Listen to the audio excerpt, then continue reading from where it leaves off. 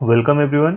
जैसे कि आपको पता है कि क्लास 11 का भी हम लोगों का बेसिक अकाउंटिंग टर्म्स का सीरीज चल रहा है, तो इसका ये आज पार्ट 3 है। ठीक है, पार्ट 3 हम लोग कवर अप करेंगे। इस टॉपिक में हम लोग सीखेंगे कि डिप्रिसिएशन किसे कहते हैं, बैड डेट किसे कहते हैं, बैड डेट रिकवर किसे कहा जाता है, instalment, solvent and balance sheet के बारे में हम लोग वन बाय वन सीखेंगे और डिटेल में समझेंगे। इसे देखने के बाद आपका कॉन्सेप्ट बहुत अच्छे तरीके से क्लियर हो जाएगा और 11th एंड 12th में आपको या फिर फर्दर स्टडीज में किसी भी तरह का कोई प्रॉब्लम नहीं होगा, है ना। तो सबसे पहले हम लोग समझते हैं कि डिप्रिसिएशन कहते कैसे हैं। डिप्रिसिएशन का मतलब होता है decrease in the value of fixed assets. किसी भी फिक्स्ड एसेट्स के वैल्यूएशन में कमी आ जाना इज नोन एज डिप्रिसिएशन। इसको एक एग्जांपल से समझते हैं। सपोज करो कि आपने एक कार खरीदा, ठीक है, आपने एक कार खरीदा और आप इसको खरीदे हो 10 लाख रुपीज में, 10 लाख रुपए का आपने कार खरीदा, ठीक है, और इसको आप क्या करते हो, 1 ईयर तक यूज करते हो, 1 साल तक आप इस्तेमाल करते हो। अब आपका मन भर गया इस कार से, अब आपको लगता है कि भाई मुझे आफ्टर 1 ईयर इसे क्या करना चाहिए, मुझे इसे सेल कर देना चाहिए, मुझे इसे बेचना है। तो आप ये सोचो कि अगर आपने 10 लाख में कार खरीदा है और 1 साल में अगर आप उसे बेचने जाओगे तो क्या आपको 10 लाख रुपया मिलेगा? आपको 10 लाख रुपया कभी भी नहीं मिलेगा, उसका वैल्यू घटकर मिलेगा। सपोज करो कि कोई बंदा आपको ऑफर करता है 8 लाख रुपीज का ऑफर करता है। इसका मतलब है कि 10 लाख का कार जो है आप कितने में सेल कर रहे हो, 8 लाख में। तो कितने का आपको नुकसान हो गया, 2 लाख रुपए का। ये 2 लाख रुपए का जो उसका वैल्यू घटा है, इसी चीज को हम लोग क्या कहते हैं, डेप्रिसिएशन कहते हैं। किसी भी फिक्स एसेट्स के वैल्यू में कमी आना, अब इसके रीजन बहुत सारे हो सकते हैं। कंटिन्यूअस यूजेस हो सकते हैं, वियर एंड टीयर हो सकते हैं, यूज करने की वजह से आपका वैल्यू घट जाता है। वियर एंड टीयर का मतलब हो गया घिसावट, किसी भी चीज के घिस जाने की वजह से, कोई मशीन है इस्तेमाल कर रहे हो, उसके पार्ट एंड पुर्जे जो है वो घिस रहे हैं धीरे धीरे इस्तेमाल करने से, तो उसका वैल्यू ऑब्वियसली कम हो जाएगा, है ना। आउटडेटेड टेक्नोलॉजी, टेक्नोलॉजी का पुराना हो जाना, तो अलग अलग रीजन हो सकते हैं किसी भी फिक्स एसेट्स के वैल्यूएशन में कमी आने के। ठीक है, तो जो भी फिक्स एसेट्स का वैल्यूएशन में कमी आता है, इस चीज को हम लोग क्या कहते हैं, डिप्रिसिएशन कहते हैं।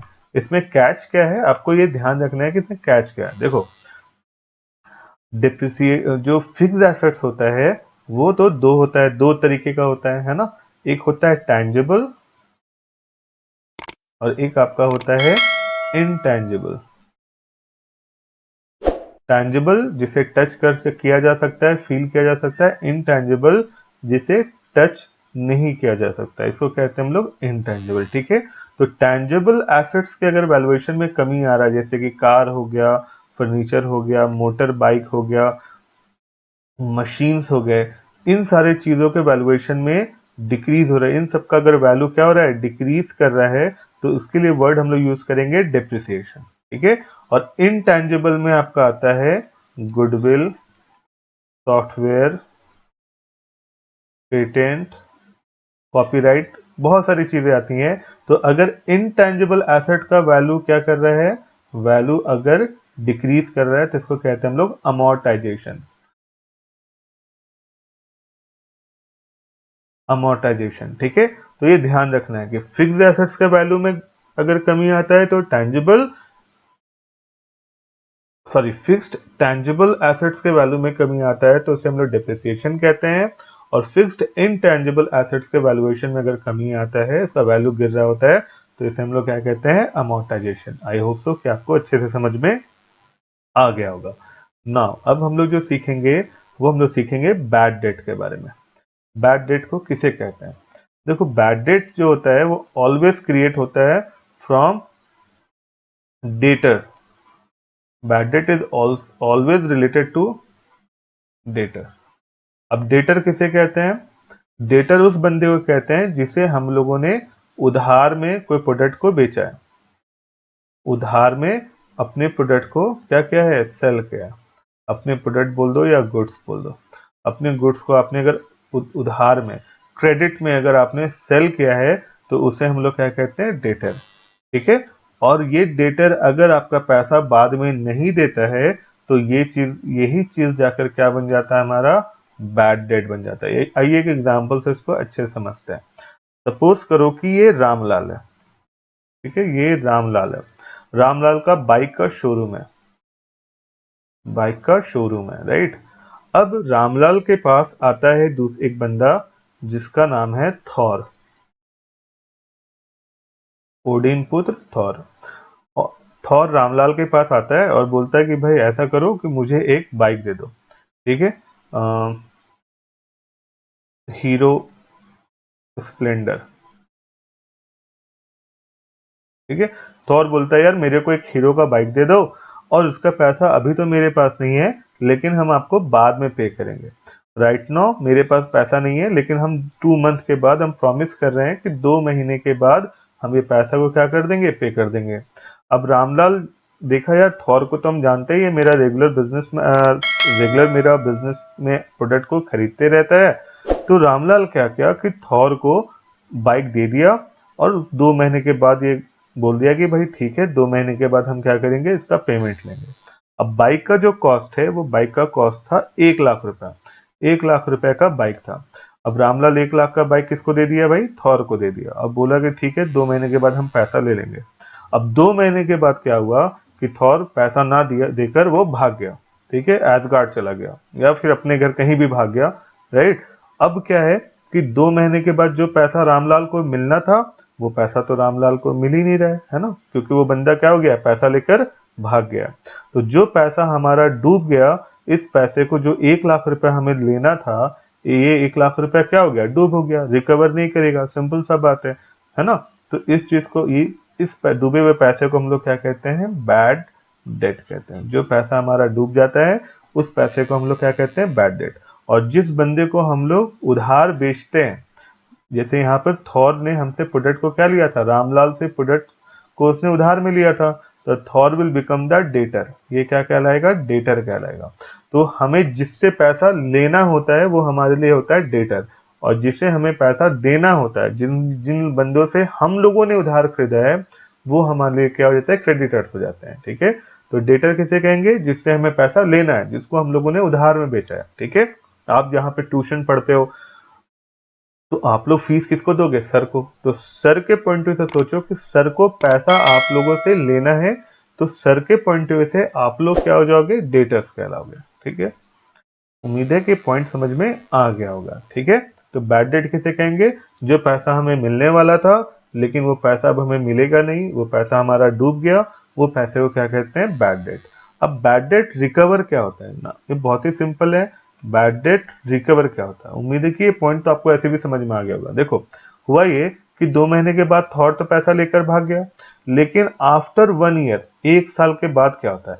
अब रामलाल को तो ये पता चल गया कि भाई इसका 1 लाख रुपए डूब गया, लेकिन होता यह है कि 1 ईयर के बाद थॉर का एक भाई है, जिसका नाम हम लोग रखते हैं लोकी, ठीक है। लोकी क्या करता है कि 1 लाख रुपए लेकर, 1 लाख रुपीज लेकर ये वापस से किसके पास आता है, रामलाल के पास आता है, और बोलता है कि भैया ने ये पैसा आपके लिए भेजा है। जो 1 लाख रुपया वो आपसे बाइक लेकर गए थे, वो पैसा फाइनली अब वो आपको क्या कर रहे हैं, रिटर्न कर रहे हैं। कुछ रीजन रहा होगा जिसकी वजह से वो रिटर्न नहीं कर पाए, लेकिन अब ये पैसा आपको भेज दिया गया है, ठीक है। तो आफ्टर 1 ईयर जब रामलाल को ये पता चल गया था कि उसका पैसा डूब चुका है, अब वो पैसा रिकवर नहीं होने वाला है, लेकिन सडनली 1 ईयर के बाद क्या होता है कि वो पैसा रामलाल को रिकवर हो जाता है, वो पैसा वापस से मिल जाता है, जिसकी उम्मीद नहीं थी। तो जो पैसा हमारा डूब गया है, लेकिन बाद में जाके वो पैसा अगर हमारा रिकवर हो रहा है, तो इसी टर्म को हम लोग क्या कहते हैं, बैड डेट रिकवर कहते हैं, है ना। तो ये टोटली डिपेंड करता है, ये पैसा मिल भी सकता है, नहीं भी, इसका कोई क्लियरिटी नहीं होता है कि भाई हमको पैसा मिल ही जाएगा, मिल गया तो रिकवर, और नहीं मिला तो वो ऑलरेडी बैड डेट में चला जाएगा, ठीक है। तो उम्मीद है कि पॉइंट आपको अच्छे तरीके से समझ में आ गया होगा।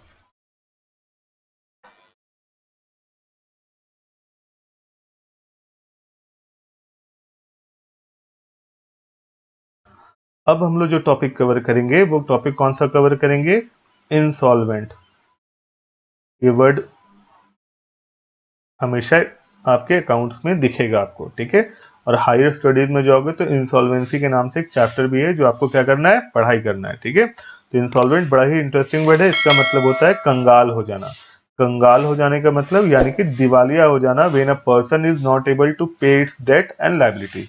जब कोई बिजनेसमैन या कोई बंदा या पर्सन कह सकते हैं, जब अपने डेट, सारे कर्ज और अपने लाइबिलिटीज, सारे उधार जो कर्ज और लाइबिलिटीज हैं, इन दोनों को पे करने के काबिल नहीं रह जाता है। जब वो पे करने के उसकी कैपेसिटी खत्म हो जाती है तो उस सिचुएशन को हम लोग क्या कहते हैं, इंसॉल्वेंट। हम कहते हैं वो बंदा दिवालिया हो गया, पूरी तरीके से बर्बाद हो गया है, पूरी तरीके से वो क्या हो गया है, कंगाल हो गया है। ठीक है, तो इंसॉल्वेंट का मतलब क्या होता है, कंगाल हो जाना, दिवालिया हो जाना। अब एक पॉइंट आपको ध्यान ये रखना है कि कोई बंदा खुद ही अपने आप में ये प्रूव नहीं कर सकता कि हम कंगाल हो गए। उसके लिए उसको कहाँ जाना होगा, कोर्ट जाना होगा। कोर्ट में जाके ही वो अपने आप को प्रूव कर पाएगा। जब कोर्ट का जजमेंट आ जाए हाँ ही इज इंसॉल्वेंट, तब जाकर उसको इंसॉल्वेंट होने का बेनिफिट मिलेगा, कंगाल होने का बेनिफिट मिलेगा। देखो आप खुद ही बोल दोगे कि हम कंगाल हो गए तो आपके डेटर्स लोग तो आपको मारने पीटने लग जाएंगे, यार मेरा पैसा मुझे रिटर्न करो।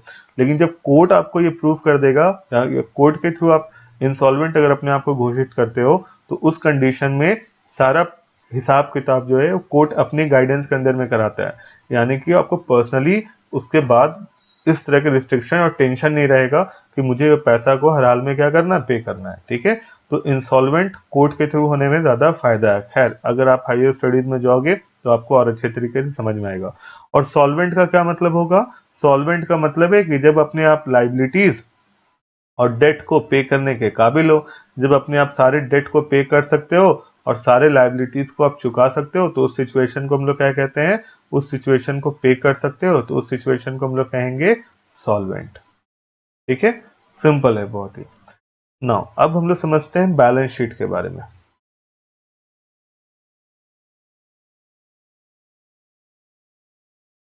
बैलेंस शीट होता क्या है? देखो बैलेंस शीट को बहुत ही शॉर्ट में अगर हम लोग समझे तो हम लोग कह सकते हैं it is a mirror of the business. Although book में ये लिखा हुआ है कि balance sheet is a statement which tell you the financial position of the business. इसे भी हम लोग कवर अप करेंगे कि बिजनेस के फाइनेंशियल पोजीशन को बैलेंस शीट क्या करता है, बताता है। आपको ये जानना है कि बिजनेस अच्छा कर रहा है, फाइनेंशियली बिजनेस अच्छा कर रहा है या खराब कर रहा है, बिजनेस अच्छे पोजीशन में है या बिजनेस खराब पोजीशन में है, तो आपको क्या करना है, उस कंपनी के बैलेंस शीट को आप आराम से देख लो। अगर आपने इस कंपनी के बैलेंस शीट को देख लिया तरीके से और आपको पढ़ने अगर आता है, चीजों को समझने अगर आता है, आप अकाउंट्स में बहुत अच्छे हो, तो बैलेंस शीट देख के आप बता दोगे कंपनी का फाइनेंशियल कंडीशन कैसा है या फाइनेंशियल पोजीशन कैसा है, साउंड पोजीशन है कि साउंड पोजीशन नहीं है। ठीक है, बट हम लोग के सर बड़ा अच्छा बोलते थे सर, इसे कहते थे मिरर ऑफ द बिजनेस। ये बिजनेस का क्या होता है, आईना होता है। जिस तरीके से आईना आपको झूठ नहीं बोलता है, उसी तरीके से बैलेंस शीट भी झूठ नहीं बोलता है ना। तो it is the mirror of the business, ये बिजनेस का आईना है। अगर आपको बिजनेस के बारे में जानना है तो आप बैलेंस शीट्स को चेक कर सकते हो। और सेकेंडली अगर टेक्निकली हम लोग बात करें जो बुक में गिवन है, तो इट इज एन स्टेटमेंट। ये क्या है, एक स्टेटमेंट है। It is a statement which tell the financial position of the business, position of the business. ठीक है, financial position of the business ये कुछ इस तरीके का बनता है।